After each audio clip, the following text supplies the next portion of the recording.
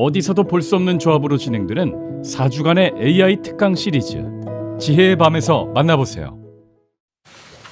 네, 이어지는 심층 인터뷰 시간. 오늘은 유진투자증권의 허재환 이사님과 함께 하겠습니다. 그렇죠? 네. 예, 허재환 이사님 어서 오십시오. 네. 안녕하십니까. 네. 시간 맞춰서 와주셔서 감사합니다. 예, 살짝 긴장했는데 오늘은 어떤 이야기 해주십니까? 최근에 이제 그 은행 음, 위기를 극복을 했잖아요. 네. 그 이후에 이제 뭐 코스피 같은 경우에도 이제 조금만 더 올라가면 이제 2,500이고 뭐 오늘 아침에 S&P 500은 좀 빠지긴 했습니다만은 그래도 4,100, 4,200 그러니까 올해 고점 수준에서 이제 시장을 좀 어떻게 봐야 되나 이제 그런 말씀을 좀 드릴까 하고요. 결론적으로 말씀드리면은 저는 2분기 시장이 생각보다는 좋을 것 같은데 네. 2분기 때 조금 빠져나와야 하는 시간으로 좀 봐야 되는 게 아닌가 그렇게 좀 생각을 좀 하고 있고 지수의 분위기는 오르는 분위기지만 조금 더 공격적으로 하기보다는 조심해야 된다. 네 그렇게 생각을 좀 하고 있고 네. 오늘 이제 그 이유하고 또 이제 좀 저희가 생각할 수 있는 또 다른 대안들 이렇게 좀 말씀을 드리도록 하겠습니다. 네, 예. 사실 이사님께서 이번 주에 자료를 내셨어요. 그래서 PTSD라는 이 자료를 딱 내셨고, 뭐 지금 이제 3월에 등장했었던 이슈나 이 내용들을 쭉 했는데 저는 들어오기 전에 이게 한번 읽고 왔습니다. 그리고 근데 가장 이제 관심 가는 부분은 어쨌든 3월에 은행발 이슈가 등장을 했잖아요. 네. 그러면 이제 이 이슈가 3월 안에 벌써 조금 봉합된 듯한 느낌을 보이고 있지만 많은 시장 전문가들은 안 끝났다. 이 얘기들을 지금 자꾸 경고를 하고 있는 상태거든요. 이 컨텐츠 그 순서상 첫 번째에서 다뤄진 부분이 이 은행발 위기에 대한 부분으로 얻게 되는 것과 좀 경계해야 될 것 이런 것들을 나눠주셨는데 구체적으로 어떤 내용인가요? 아, 네. 그러니까 이제 제가 이제 PTSD라고 한 이유는 이게 이제 외상후 스트레스 장애라는 표현이잖아요. 네네. 그러니까 2008년에 워낙 스트레스를 세게 받았던 것 같습니다. 그렇죠. 그 미국- 저희도 뭐 외환 네. 위기의 트라우마가 계속 있잖아요. 그래서 이번에는 굉장히 빨리 문제를 해결하려고 조금 약간 무리하게 좀 수를 쓰지 않았나라고 생각을 좀 하고 있어요. 네네. 예를 들어 드리면은 그 실리콘밸리 은행이 저희는 이제 사고 터지고 난 다음에 이게 소형은행이네, 지역은행이네 이렇게 알고 있지만 사실 자산 규모로 보면은 25위 은행이고 네네네. 그 사고 이전에는 대형은행이었습니다. 네네네. 근데 이제 이게 사고 이후에 어떤 이유에서든지 어쨌든 소형은행으로 이렇게 포지션이 바뀌었고 그렇게 바뀐 거는 미국 정부 당국에서 너무 놀란 거죠. 아 이거 이렇게 놔두다가는 큰일 났다. 그래서 도대체 이제 은행 위기를 통해서 뭘 얻었냐? 결국은 제가 생각할 때는 어쨌든 긴축에 대한 부담은 많이 좀 내려놔도 되지 않을까라고 생각이 듭니다. 그래요. 예. 그러니까 이제 물가가 높지만 물론 이제 지금 연준은 투 트랙으로 하는 것 같긴 해요. 물가는 물가대로 잡되 금융위기는 뭐 그 BTFP라는 어떤 은행에 대한 대출 프로그램이라든지 연준 자산을 다시 늘리는 어떤 그런 정책을 통해서 조금 다르게 접근을 하기는 하는 것 같은데 어쨌든 그 실리콘밸리 사태 이후에 갑자기 연준의 자산이 급증했잖아요. 네, 그렇죠. 8. 그래서 뭐 양적 완화 재개냐 이런 얘기들이 있었잖아요. 8.3조 달러까지 떨어졌던 게 지금 8.7조 달러까지 올라와 버려서 이게 소위 말해서 한 1, 2주 안에 이렇게 자산이 확 늘어났는데 물론 뭐 그 유동성이 풀리는 유동성은 아닙니다. 네네. 근데 어쨌든 자산이 늘었고 이게 자산이 늘어났다는 얘기는 은행들이 어쨌든 망하는 거는 어쨌든 최소한 막았다라는 거죠. 빠르게. 그래서 저는 어쨌든 뭔가 이슈가 있으면은 연준이 어쨌든지 좀 빨리 대응을 할 거다. 이런 데서 긴축이나 뭐 QT 이런 거에 대한 부담들은 상당히 좀 덜었지 않았나라고 생각을 좀 하고 있는데요. 자료에서 제가 조금 신기한 게 봤던 게 뭐냐면은 11페이지에 자료 11페이지에 그 맨 오른쪽에 그림을 봐주시면 네, MMF군요. 예, 요즘 이제 이슈가 많이 되고 있는 네네네. 거죠. 이제 MMF로 돈이 너무 많이 쏠리니까. 근데 지금 생각해 보면 너무나 당연한 것 같아요. MMF 금리는 4.5%인데 은행의 미국의 예금 금리는 1, 2%밖에 안 되니까 네네네. 뭐 당연히 은행이 약간이라도 불안하고 하게 되면 차라리 MMF로 넣을 수밖에 없는데 이 MMF 금리는 결국은 기준금리가 결정한다는 거죠. 그러니까 은행에서 뭔가 불안하게 되면 결국은 연준은 금리를 안 내리더라도 시장에서는 내려야 한다 내지는 내릴 수 있다라고 생각을 자꾸 이제 하게 되는 것 같아요. 근데 이제 거기서 일단은 그 아주 강력한 긴축에 대한 걱정들은 상당 부분 좀 내려놓을 수 있게 되었다. 요게 이제 저는 이제 그 얻은 거다라고 생각을 좀 하고 있고요. 네, 잃게 되는 건 이제 신용 리스크죠. 크레딧 위험이 예. 다시 또 그러니까 그 7페이지의 오른쪽 상단의 그림을 봐주시면은 네. 이게 이제 대형은행 대출, 그다음에 소형은행 대출을 지난해 같은 기간 대비해서 이렇게 비교를 해봤더니 대출이 많이 늘었네요. 예, 소형은행들이 대출을 되게 많이 했습니다. 그리고 요즘 얘기 많이 나오는 그 상업용 부동산, 네네. 상업용 부동산도 그 소위 말하는 지역은행들이나 소형은행들이 대출을 많이 해줬기 때문에 이게 지금 이 상황에서 소형은행들이 똑같이 대출을 해줄 수는 없는 거잖아요. 이게 이제 뭐 급격히 줄지는 않겠지만 서서히 둔화가 되면 당연히 경기에도 안 좋을 거고 그동안 고용의 7, 80%를 차지했던 중소기업들의 고용이나 뭐 임금도 사실은 지금 수준을 유지하기는 되게 어렵다라고 보여집니다. 그래서 이번 은행 위기로 인해서 저는 큰 그림에서 뭐 물론 당장 다음 달에 뭐 다음 주에 있을 미국의 뭐 물가가 뭐 급격히 떨어지고 뭐 이런 건 아니겠지만 그래도 시장에서 느끼는 어떤 인플레에 대한 걱정들, 그다음에 연준이 higher for longer, longer for higher 뭐 이런 거에 대한 걱정은 사실은 뭐 조금 더 이어질 수는 있어도 뭐 큰 그림에서는 거의 이제 마무리 단계에 도달을 했다라는 거는 얻은 거고 이런 것은 이게 시간이 가면 갈수록 신용에 대한 위험들이 계속해서 좀 커질 수밖에 없기 때문에 제가 생각할 때는 여기 이제 그림에서 10페이지 그림에서 보시는 것처럼 내년에 신용에 대한 문제, 그다음에 내년에 크레딧에 대한 문제, 레버리지에 대한 문제가 올해보다는 조금 더 커지지 않을까.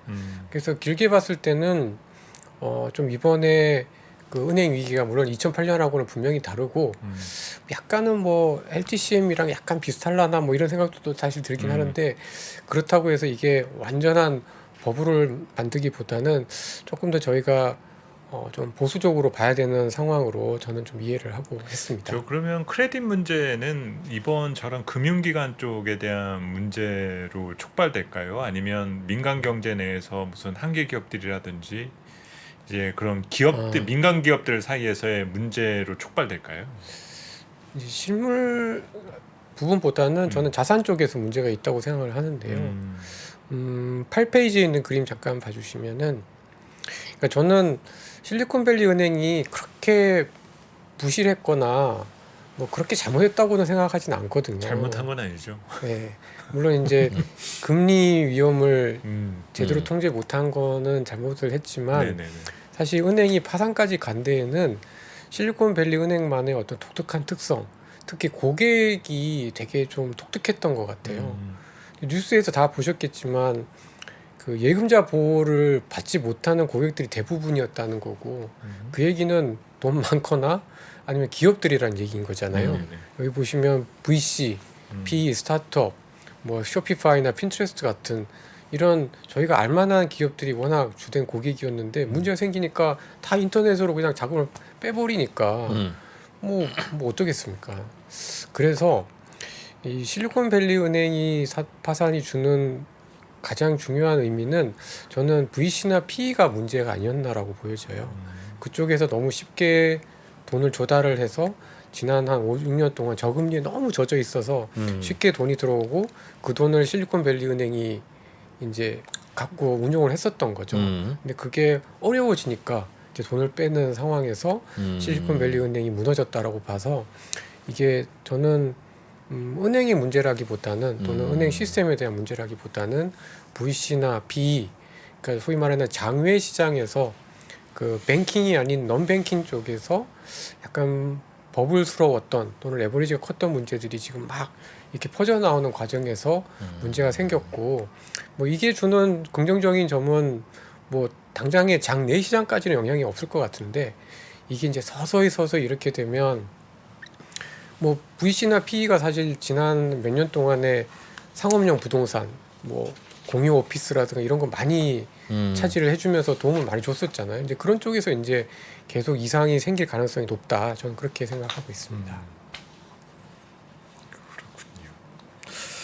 물가는 그러면은 사실 아까 잠깐 말씀하셨지만 이제 긴축의 부담은 많이 덜었다라고 말씀을 하셨는데 뭐 요즘 산유국들 감산 얘기도 좀씩 흘러나오면서 네. 또 이것도 물가 들썩이는 것이 아닌가 네. 걱정을 하고 있거든요. 그럼 물가 문제가 아무런 영향을 안 준다라 볼 수는 없을 것 같은데 그렇죠. 뭐 아직 물가 그냥 견디면은 시간이 해결해 주는 건지 저는 그렇게 좀 생각을 하고 있는데요. 시간이 해결해 준다. 그러니까 오늘 아침에도 보였던 그 미국의 구인 건수 보면은 어쨌든 여전히 코로나 이전보다는 엄청 높지만 그래도 1,000만 명대를 깨고 내려왔잖아요. 그러니까 이제 그게 사실 이제 지난달 대비해서는 확 꺾인 건데 네. 결국은 이제 이런 이슈들이 영향을 좀 줬었지 않았나라고 생각이 좀 들고요. 사실 이제 제가 이렇게 계산을 해보니까 그 공산품보다는 확실히 서비스 쪽에서 물가 상승 압력은 아직은 조금 남아 있는 것 같고 또 가게가 갖고 있는 저축이 아직은 좀 있다 보니 이렇게 뭐 사람들이 원하는 만큼 또는 연준이 원하는 만큼의 아주 빠른 어떤 물가 하락을 기대하기는 어려운 건 맞는 것 같아요. 근데 지금 이제 중소은행 또는 뭐 지역은행 이쪽에서 이제 문제가 생기면은 당연히 이제 지역 경제가 많이 어려워질 거고 지역에서는 이제는 이제 금리 인상에 대해서 부담스러워하는 기업들이나 지역들이 많이 나올 것 같아서 뭐 당장 5월 달까지는 뭐 당연히 금리 또 올리겠죠. 뭐. 근데 그 이후에까지 지속적으로 금리를 올려야 된다는 목소리는 굉장히 좀 수그러들 가능성이 높다라고 보고 있고요. 그다음에 오페크는 이건 뭐 사실 예상치 못했던 거인데다가 그러니까 저는 이제 그렇게 보는 게 얘네들도 먹고 살려고 하는 짓이다. 근데 이제 이게 미국을 너무 철저히 배제하면서 약간 신냉전의 분위기를 물씬 풍기면서 하면서 이게 좀 위협이 될 수도 있겠다라는 생각을 좀 들긴 하는데 아시겠지만 미국은 원유를 수출하는 국가잖아요. 네네. 그러니까 사실 유가가 올라가면 나쁘긴 하지만 다른 나라들보다는 견딜만 한 거고 오히려 조금 이제 그 저희 한국이나 원유를 수입하는 국가들이 사실은 좀 더 네거티브 부정적인 영향이 좀 클 수밖에 없는데 제가 생각할 때는 그 지난 10월 달에 200만 배럴 감산하고 이번에 100만 배럴을 감산을 했는데 사실 지난 10월 달에 200만 배럴 감산할 때 딱 그때 그 초과 공급이 200만 배럴 정도였거든요. 근데 이게 지금 한 4, 5개월 지나다 보니까 또 50만 배럴이 초과 공급인 거예요. 그러니까 이번에 또 100만 배럴을 또 감산을 한 거죠. 그러니까 그 사이에 수요가 죽은 거죠. 금리를 막 올려야 되니까. 그래서 저는 이게 유가를 올린다라기보다는 유가 하락을 막는데 사실은 오펙 플러스 국가들이 초점을 맞추고 있는 게 아닌가 싶어서 이것 때문에 유가가 막 그 저는 이제 한 80불에서 90불 사이에서 움직이지 이게 막 100불, 110불 이렇게 가지는 않을 걸로 좀 보고 있고요. 만약에 이제 그렇게 가게 되면 이거는 진짜 또 조금 다른 문제이긴 하죠. 근데 기대 인플레이션이 되게 높잖아요. 그리고 요즘에 최근에 들어서는 이제 달러도 많이 약세로 가고 네. 있는데 기존의 논리로 따지면은 금리가 안정되고 달러가 약세로 가면 사실 상품 가격이나 원자재 가격은 자극을 받아야 되는데 뭐 최근에 구리 가격이라든지 일부 원자재는 가격이 오른다라고도 하지만은 유가는 왜 이렇게 부진한 거죠? 일단은 미국이 안 사주잖아요. 전략 비축유 70에서 75불에 산다고 했는데 안 사잖아요. 그러니까 그런 부분이 이제 물가 통제를 위한 하나의 수단으로 지금 미국이 활용한다라고 보시는 건가요? 네, 그런데 이제 사우디 입장에서는 열받은 거죠. 그렇죠. 이제 열이 받겠죠 당연히. 산다고 했는데 왜 안 사는 거야? 그러니까 자꾸 패싱하면서. 작년에도 그래서 갔었던 거잖아요. 네. 바이든 대통령이. 네. 그래서 뭐 그러니까 좀 서로 간에 이제 약간 그러니까 이제 바이든 대통령은 내년에 11월에 당장 재선이 있으니까 물가 빨리 낮추고 뭔가 이렇게 좀 인플레를 안정시키고 싶은 마음이 좀 더 센 건데 그래도 자기네들 했던 말이 있는데 이 오펙 플러스 국가들에서는 이게 70불에서 멈출 줄 알았는데 이게 막 70불 초반까지 막 떨어지고 전혀 방어도 안 되고 금리 막 올리고 세계 경기 안 좋아지니까 유가 더 떨어질 것 같고 이제 이러니까 그러니까 기본적으로는 초과 공급 상태 그러니까 그냥 놔두면 초과 공급 상태인 건 맞는 것 같아요. 그러니까 그래서 공급을 조절을 할 수밖에 없는 상태라 저는 유가가 아주 급등하진 않을 건데 지정학적인 리스크 때문에 유가가 더 오를 수 있는 상황은 분명히 맞다. 근데 이거는 나중에 독이 되지 지금 당장은 뭐 선거도 있고 서로 지금 먹고 살기 힘들기 때문에 이게 아주 심각하게 주식시장의 어떤 교란 요인은 안 되지 않을까라고 생각하고 있습니다. 그렇게 봐서 이제 미국 입장으로 보면 지금부터는 좀 조심해서 운전하는 듯한 느낌이 들거든요. 그러니까 뭐 금융 불안 이슈도 있고 또 내년에 선거도 있고 그런데 아직 물가는 안 잡혔고 이런 것들을 다 종합하면은 미국은 상당히 신중해질 수밖에 없는데 그런 신중해진 모습을 보는 미국을 바라보는 중국 입장에서는 한편으로는 좀 공세 수위를 높이지 않을까라는 생각도 드는데요. 그래서 그 자료에서도 보면 두 마리 토끼를 잡으려는 욕심을 드러냈다라는 부분이 되게 인상 깊었었는데 이 내용은 어떤 의미에서 그러니까 저는 이제 중국이 사실 이제 전인대 끝나고 다들 많은 분들이 좀 실망을 많이 한 것 같아요. 겨우 5%? 어떡하지? 작년보다도 낫네. 뭐 이런 분위기. 작년에 3% 했는데 올해는 한 8%는 해야지 뭐 이런 분위기였는데 사실은 이제 마윈이 다시 왔잖아요. 네. 이게 주는 상징적인 의미가 있다고 보여집니다. 그러니까 지난 3년 동안 팽당했던 마윈이 다시 왔다는 거는 중국이 어쨌든 먹고 사는 문제에 더 신경을 쓰겠다라는 걸 분명히 좀 보여준 것 같고요. 그리고 지준율을 지난 3월 20일 날 내렸었는데 그 전에 발표된 중국의 경제 지표들이 좋았단 말이에요. 그러니까 예전에는 지표가 조금 좋아지면은 사실은 뭐 금리는 동결하고 지준율을 안 내렸는데 이번에는 뭐 금리는 사실 동결했지만 지준율은 또 한 번 내렸잖아요. 그러니까 이거는 적어도 지금의 어떤 성장이나 경기 정상화에 대해서 별로 만족하지 못한다. 조금 더 가야 된다라는 중국 정부의 뭐 의지를 저는 보여줬다고 생각합니다. 그리고 무엇보다도 마윈이 왔다는 것 자체가 민간도 우리는 살린다. 우리는 자본주의를 뭐라고 할까요? 무시하지 않아. 뭐 이제 이런 이미지를 사실 좀 준 거죠. 근데 이제 제가 두 마리 토끼를 잡으려는 욕심이다라고 하는 거는 그 제가 이제 여러 데이터들을 보다가 좀 재밌게 봤던 게 여기 보시면은 그 18페이지에 중국에 되게 희한한 인덱스들이 많이 생겼습니다. 아 그래요? 네. 국유기업 구조개혁 구조개혁 지수 지수 같은 뭐 이런 게 있다고요? 있어요.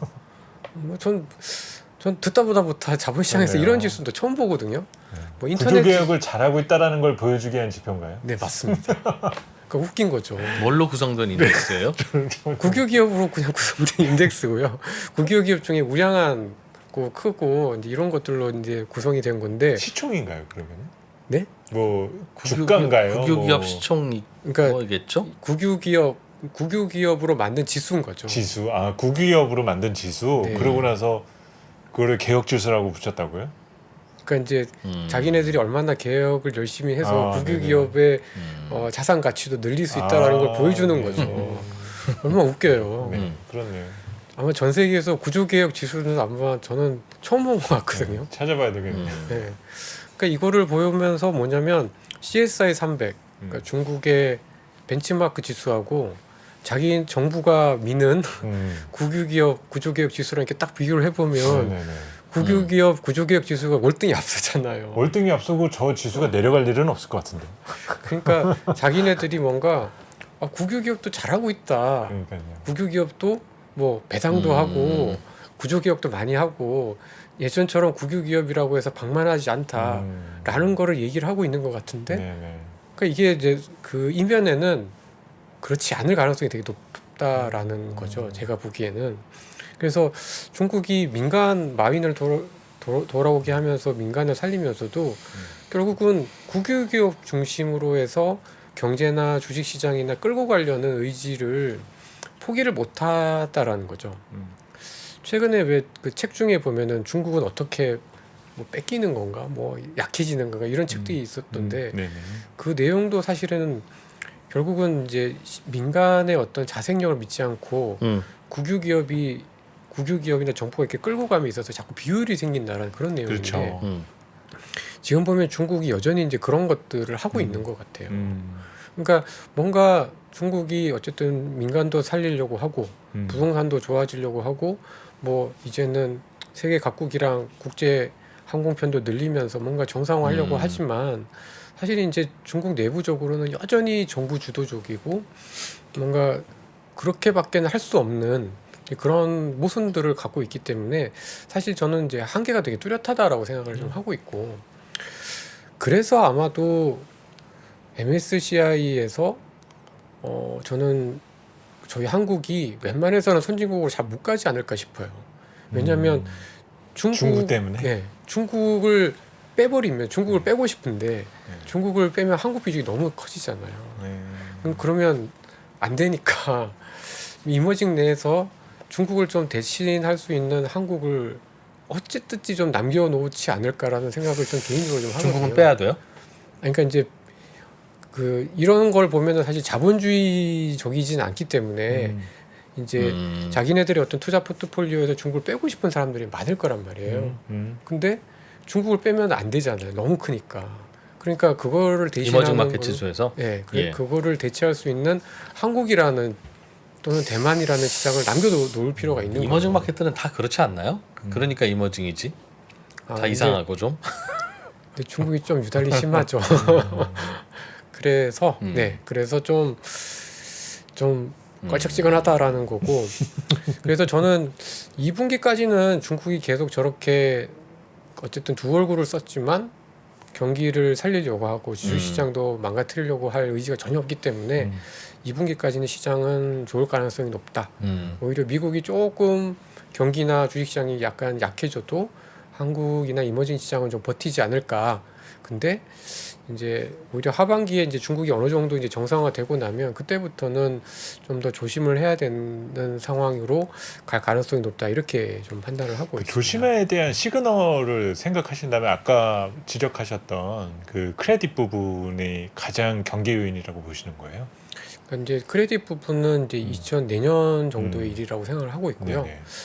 올해 하반기에서는 그러니까 이제 미국의 본격적인 수요 둔화인 거죠. 그러니까 뭐 침체까지는 아니더라도 어쨌든 저는 금리 인하를 할지 안 할지 좀 까리한 상황인데 그래도 지금 상황으로는 미국이 금리 인하를 연말이나 뭐 하반기에는 한두 번 정도는 하지 않을까 싶기도 한데 그 보통 금리 인하 할 때 시작 초기 단계 시장이 되게 안 좋잖아요. 그렇죠. 지금 그 명분은 되게 센 이유가 등장을 할 테니까 네. 지금 많은 사람들은 모르지만 그래서 오히려 뭐 시장에서는 금리 인하라고 얘기를 하고 있지만 금리 인하를 안 할 때 또는 마지막 금리 인상 때가 시장이 좋고 동결 구간에서 이제 인하로 넘어가려고 할 때가 사실은 저는 좀 장기적으로 봤을 때 투자하기가 되게 어려운 시기가 되지 않을까 싶습니다. 그래서 만약에 5월이 정말 미국의 마지막 금리 인상이다. 라고 하면은 한 5월에서 한 6월 정도까지는 시장은 좋을 것 같은데 그 이후로는 좀 조심을 해야 되는 그런 상황으로 좀 갈 가능성이 높다 이렇게 저는 개인적으로 판단하고 있습니다. 크레딧 부문에서 특히 은행의 자산 쪽에서 문제가 생길 가능성이 높아 보인다고 말씀 주셨어요. 네. 그 이유는 경기 침체 때문입니까? 아니면 높은 금리 때문입니까? 높은 금리 때문이죠. 그러니까 너무 저금리에 익숙해져 있던 상황들이 이제 오래되다 보니까 실리콘밸리처럼. 예, 예. 그러니까 좀 누적되어 있는 것들이 금리 상승으로 인해서 이제 자꾸 문제가 생기고 자산들의 가치에 대한 연속성이라는 게 이제 떨어지니까요. 그런데 올해부터 본격적인 침체가 오면 금리도 떨어뜨릴 가능성이 높고 심지어는 뭐 기준 금리는 모르겠습니다만 장기 금리는 더 떨어질 가능성이 높은데 그러면 걱정하셨던 그 문제는 저절로 풀리지는 않을까요? 근데 이제 금리가 떨어져도 제로 금리로 가기는 어려울 거고 음. 그리고 이제 이게 금리가 위에서 이제 떨어질 때는 상관이 없는데 왜냐하면 앞으로 금리는 떨어질 거야라고 생각을 하니까. 근데 이게 이렇게 올라가다가 떨어지면 또 언젠가는 또 올라갈 수도 있고 그리고 오히려 그때는 이제 수요 자체에 대한 어떤 위축에 대한 효과가 더 크기 때문에 사실은 자산 가격이 먼저 떨어지고 난 다음에 금리가 완화된 효과로 인한 어떤 효력이 그 다음에 생길 가능성이 좀 있는 것 같습니다. 그러니까 시장 금리는 떨어질 확률이 큰데 지난해 초쯤 아마 금리가 한 2% 초반 정도였을 거예요.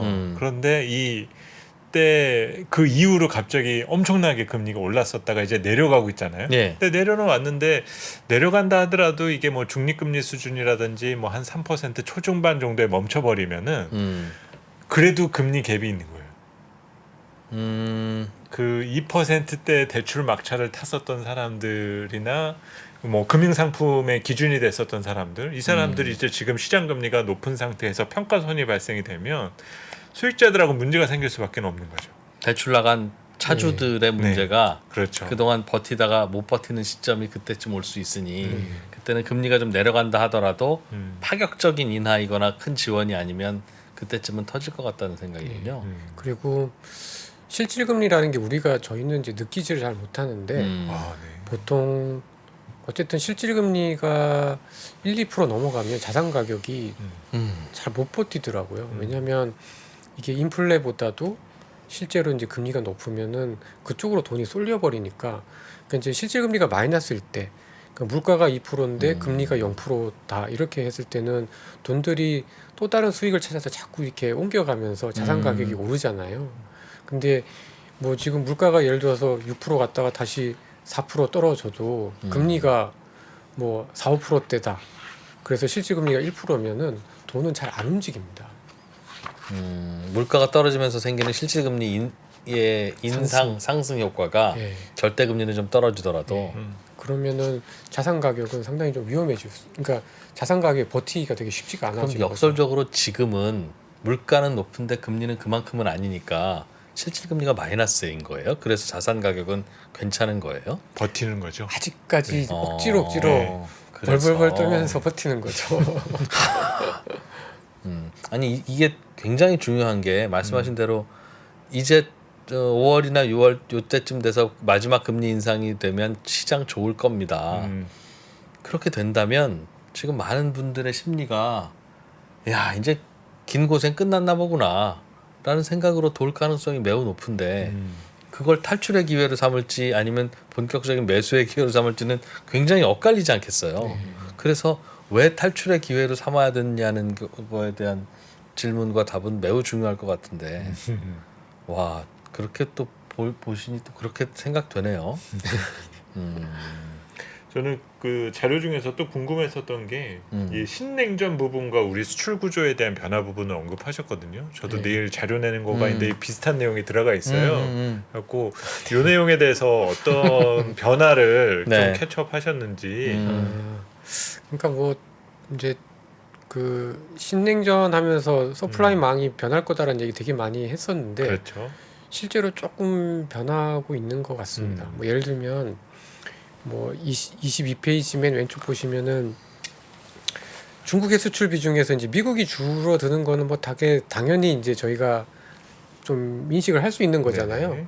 실제 여기 보시면은 대미 수출 비중이 뚝 떨어집니다. 그렇죠. 그러니까 이건 뭐 그런가 보다 하는데 그 중국의 또 수입 측면에서 봤을 때 일본, 그다음에 한국, 대만, 독일 요 국가들에 대한 수입을 중국이 많이 안 하기 시작을 했습니다. 그러니까 예전에 중국은 그래도 한국 제품, 일본 제품, 독일 제품은 하이엔드 쪽이든 뭐 소비 쪽이든 뭐 부품 쪽이든 많이 수입을 했었거든요. 근데 최근에 코로나 이후 뭐 한 4, 5년 동안에 점유율이 다른 국가들에 비해서 엄청나게 지금 떨어져 있는데 이거는 뭐 한국 제품을 싫어서가 아니라 중국 자체 내에 생산 능력이 높아지고 자기네들 밸류체인이 높아져서 그런 것 같다라는 생각을 좀 로컬로 하거든요. 대체되고 있다는 거죠. 예. 대체되고 있다는 뜻이겠죠. 예, 수입 대체를 하고 있는 거죠, 실제로. 그게 이제 그래서 대신에 지금 중국이 교육을 많이 늘리는 국가들 보면은 뻔합니다. 러시아 뭐 이런 나라들. 그러니까요. 그러니까 좀 약간 미국의 반대편에 그래도 서 있는 나라들이랑 교역을 많이 늘리고 있고 이건 뭐 그들은 주로 이제 자원을 갖고 있고 중국은 자원을 필요로 하니까 어쩔 수 없는 조합이라고 생각이 좀 들긴 하는데 어쨌든 이 냉전의 냄새가 여기저기서 이제 난다는 거 좀 말씀드리고 싶고요. 계속 요새 뭐 위안화 결제 뉴스가 계속 나와요. 그러니까요. 네. 좀 불안해 죽겠는데. 그리고 그런 관점에서 한국의 수출을 보니까 지금 왼쪽 24페이지 왼쪽 그림 봐주시면은 저희가 늘 중국 수출이 그래도 수출에서 차지하는 비중이 25% 내외가 되다가 올해 1, 2월 달, 올해 1분기만 보면은 20%가 안 됩니다. 근데 이제 미국은 뭐 코로나 이전에는 한 12%, 13% 하다가 지금 17%, 18%대까지 올라왔거든요. 요거 보면 아마 내년 정도 되면 잘하면인지 잘못되면인지 모르겠지만 한국의 크로스하겠네요. 예, 제1 수출국이 중국에서 이제 미국으로 변할 수도 있겠다라는 생각이 좀 드는 거죠. 다시는 안 올 줄 알았는데. 예. 미국이 다시 세계의 공장이 되고 있잖아요. 그렇죠. 네. 그래서 이게 참 그 중국은 한국 제품을 자기네들이 대체하면서 예전만큼 잘 안 사주고 있고 저희는 저 멀리 태평양 쪽에 있는 미국한테 이제 물건을 많이 팔아야 되는 상황이니까 되게 좀 쉽지 않겠다라는 생각이 좀 일단 좀 많이 들었고요. 근데 대신에 조금 긍정적인 거는 그래도 미국 수출 비중이 늘어남과 동시에 뭐 헝가리, 그다음에 뭐 여기 폴란드, 뭐 그다음에 라이베리아는 대부분 선박이고요. 체코 이런 동유럽 쪽은 그래도 수출의 점유율이 좀 늘어나고 있는데 이 나라들이 대부분 다 전기차, 배터리, 방산 이런 쪽들입니다. 그러니까 저희가 그 동안에는 대한민국은 중국 반도체 요게 이제 굉장히 중요한 수출 품목과 지역이었는데 이제는 미국, 동유럽, 그다음에 2차 전지, 전기차, 배터리 이런 식으로 이게 구조가 좀 변한다는 느낌이 좀 많이 들었고 이게 이게 정말 조금 더 저희가 추세를 봐야 되긴 하겠습니다만은 지금의 어떤 정치적인 상황으로 봤을 때는 이게 고착화될 가능성이 좀 있고 이러면은 뭐 다들 올해 하반기에는 한국 수출 바닥 찍지 않겠나라는 생각을 하고 있는데 바닥은 찍는데 회복은 되게 더디거나 뭐 하다못해 U자 형태가 될 가능성이 좀 있지 않을까 싶어서 좀 걱정이 좀 든다라는 측면에서 좀 내용을 준비해봤습니다. 그 내용은 이제 중국으로부터의 그러니까 대중무역 수지 적자가 앞으로도 계속된다라는 의견이신 거네요. 그럴 가능성들이 좀 높아졌지 않았나 싶습니다. 네. 그렇군요. 그걸 뭐 메울 수 있거나 보충할 수 있는 다른 곳도 없잖아요. 중국이 스스로 국산화해서 우리 거 안 사 쓰는데. 그래서 이제 뭐 동유럽에도 가고 이제 아세안 쪽도 많이 하게 되는데 아세안 쪽은 보니까 중국이 뭐 혼하이나 뭐 하웨이나 이런 데들이 정말 베트남에 공장을 엄청 짓더라고요. 네네네. 그래서 확실히 이제 동남아 쪽은 오히려 중국의 부품 공급망처가 되어 가고 있는 것 같고 그러니까 자꾸 이제 저희랑은 물론 이제 품목이 겹치진 않지만 이제 100% 대체가 잘 안 되고 있는 것 같아요. 그래서 그런 면에서 봤을 때 좀 한국의 위치가 참 지정학적으로도 애매하고 정치적으로도 애매한데 경제적으로도 되게 좀 쉽지 않은 국면에 지금 들어가고 있다 이렇게 좀 보고 있습니다. 그렇군요. 반도체 쪽 빨리 회복되기를 기대해야 되겠다. 그 무역 수지로만 보면 네. 뭐 그런 상황이네요. 어떻게 보세요? 사실 근데 업황 회복도 중요한 부분이지만 말씀하신 이 공급망 문제를 해결하는데 우리가 얻어야 될 것들을 좀 생각할 때인 것 같아요. 저도 이제 내일 자료에서 언급한 부분이 전 세계 노동 시장에서 동아시아가 차지하는 비중이 27%, 남아시아가 차지하는 비중이 한 21%로 이 둘을 합치면 한 50%가 아시아에만 있다라는 얘기예요. 예. 그런데 이 동아시아 부분에서 가장 영향력이 큰 게 결국은 한국이라는 거죠. 그래서 현재 이 너무 그동안 세계 경제가 중국이 공급해 왔었던 것들에 의존했었던 것들이 너무 지나쳤었기 때문에 현재 이것을 완벽하게 대체할 수 있는 걸 찾을 수는 없죠.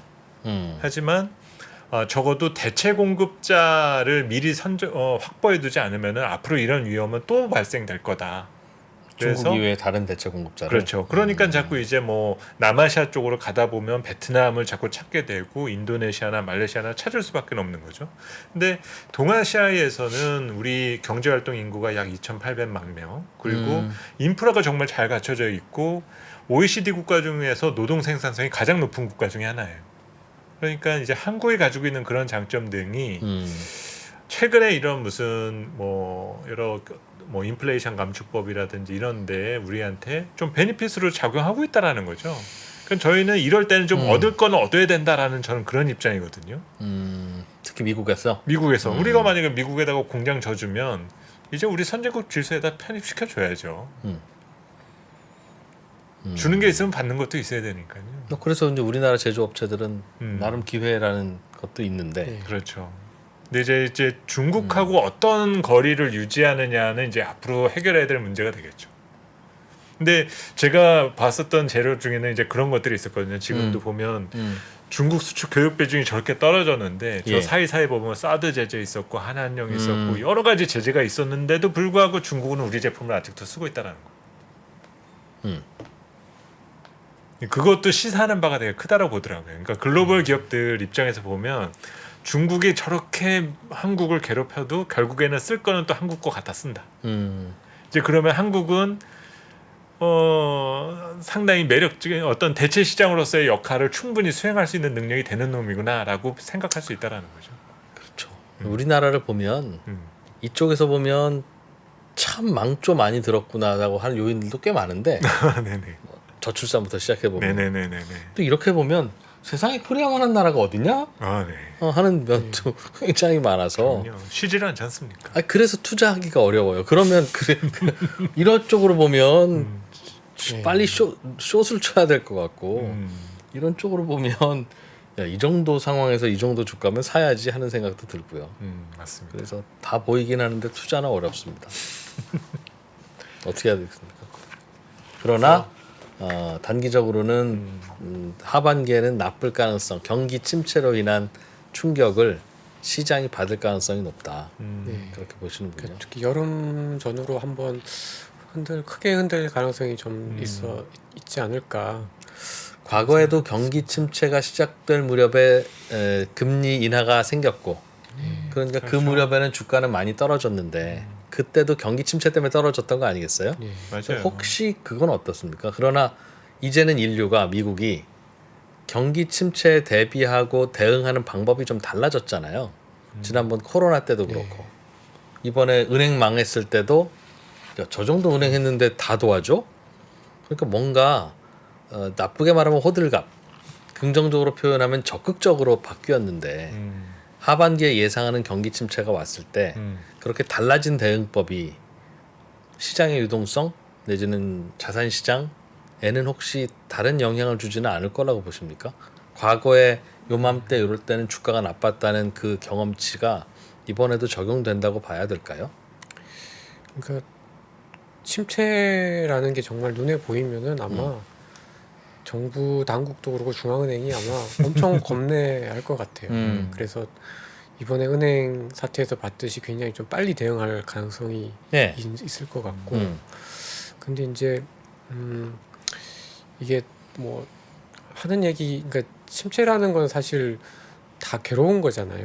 특히 이제 뭐 기업들이 도산하고 사람들이 실업을 하고 되게 괴롭긴 하지만 사실 또 어느 정도의 침체를 통해서 이 부의 재분배라는 것이 있을 수도 있고 부실 자산이라든지 약간 과잉이었던 부분들이 이제 정리되는 그런 과정들이 있어서 또 새로운 사이클을 시작할 수 있는 부분들도 있는데 이게 이제 조금 너무 빨리 또 많이 돈으로만 이렇게 해결을 하려고 하다 보면 자산 가격만 올라가고 실제로 이제 생산성이나 이런 것들은 좋아지지 못한 상태에서 이제 자산 가격만 올라가게 되면은 또 이제 정상이 되었네라고 해서 이제 금리를 올리는 순간 또 이제 가격이 빠지는 그런 상황이 좀 반복될 수가 있는 것 같습니다. 그래서 사실 이번에 많은 저도 공감을 하는 부분이긴 하지만 많은 분들이 지적을 하는 게 코로나 때는 네. 부실로 인해서 정리된 기업들이 하나도 없었지 않냐. 음. 그러니까 그게 사실 좀 계속 남아 있는 것 그렇겠죠. 같아요. 음. 그리고 워낙 저금리 기간 동안에 음. 정리되지 못했던 것들이 좀 워낙 남아 있기 때문에 그런 부분들이 정책적으로 이렇게 도와줘서 조금 살아나도 또 나오고 또 나오고 이제 그런 길게 것들- 보면 그럴 것 같아요. 예, 네, 그래서- 나쁜데 네, 그래도 돕지 않을까? 네, 돕겠죠. 그럼 주가는 오르지 않을까? 코로나 때처럼? 그러면 네. 팔 때가 아니라 살 때가 되지 않을까? 음. 하는 그런 걱정이 들어서. 아, 네. 아, 그래서 그래서 저는 개인적으로 어떻게 생각하냐면 어. 이 4, 5월 달까지는 좋다가 뭐 미국이 마지막 금리 인상 전후로 해서는 조금 안 좋고 여름 지나서 한 가을 정도에 또 연준이 또 놀래가지고 이렇게 또 돈을 푼다더라 뭐 금리나 한다더라고 하면 또 조금 세게 오르는 듯 하다가 결국 이제 2024년에는 사실 좋아질 것도 굉장히 좀 없는 상황으로 가지 않을까 싶습니다. 좀 개인적인 그런 표현입니다. 네. 아닙니다. 그런 뷰나 이게 있어야 버튼을 여기다 올려놓고 쫄지 여기다 올려놓고 쫄지를 결정하죠. 그러니까 생각지 못했던 뭐 자료의 타이틀도 PTSD였잖아요. 외상후 스트레스 네, 사실 이 증후군? 문제 수습하는 데는 시간이 꽤 걸릴 수밖에 그럴 없다는 겁니다. 거예요. 결국. 네.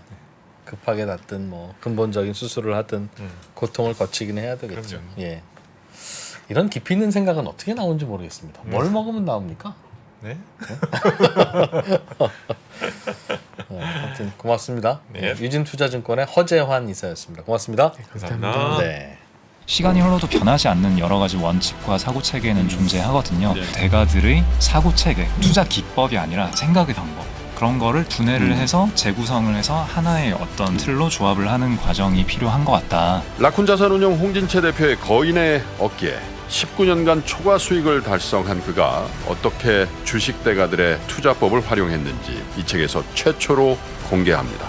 대가들의 검증된 투자법을 여러분의 눈으로 직접 확인하시죠.